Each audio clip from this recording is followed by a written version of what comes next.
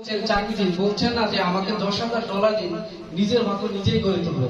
তার ভাগ্যের নিয়ন্ত্রণ তিনি তুলে দিচ্ছেন আরেকজনের হাতে। এটাকে বলা হচ্ছে আধুনিক দাসত্ব।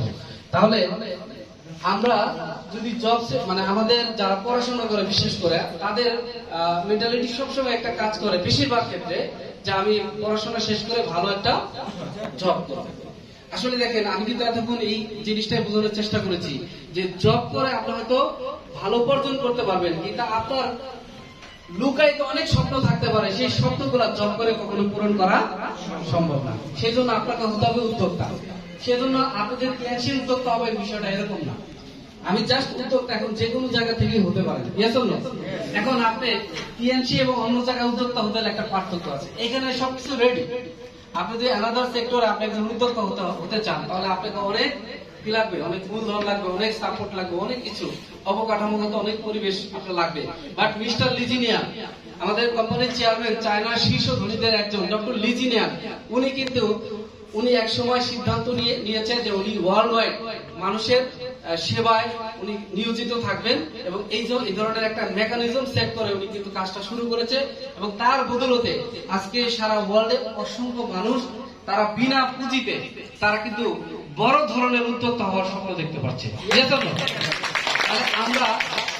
আমরা এখান থেকে সহজে হতে পারবো। আমার আলোচনাটা আরো সামনে আরো বললে বুঝতে পারবেন। তাহলে আমরা যদি একটু দেখি যে আমরা জাতিসংঘের তথ্য অনুযায়ী কয় ভাগে বিভক্ত? আমরা 5 ভাগে বিভক্ত। যাদের মাসিক আয় 5,000 টাকার মধ্যে তারা হচ্ছে কি গরিব। যাদের মাসিক আয় 5 থেকে 10,000 টাকার মধ্যে তারা নিম্ন মধ্যবিত্ত।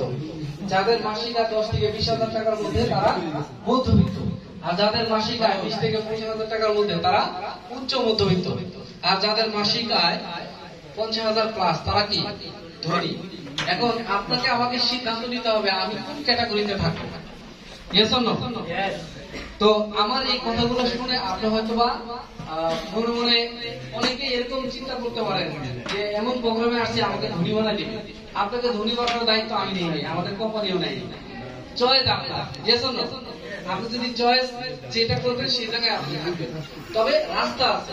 আমাদের কোম্পানি একটা প্ল্যাটফর্ম দিয়েছে, যদি আপনি এটাকে ইউজ করেন, এটা কাজে লাগান, তাহলে আপনার জীবনে পরিবর্তন ঘটবে। তাহলে আমরা যদি ধনী হতে চাই এবং সৎভাবে ধনী হতে চাই, তাতে কি কোনো দোষ আছে? দোষ তো নাই। তাহলে আমরা কোন কাতারে থাকতে চাই? ধনীদের কাতারে থাকতে চাই।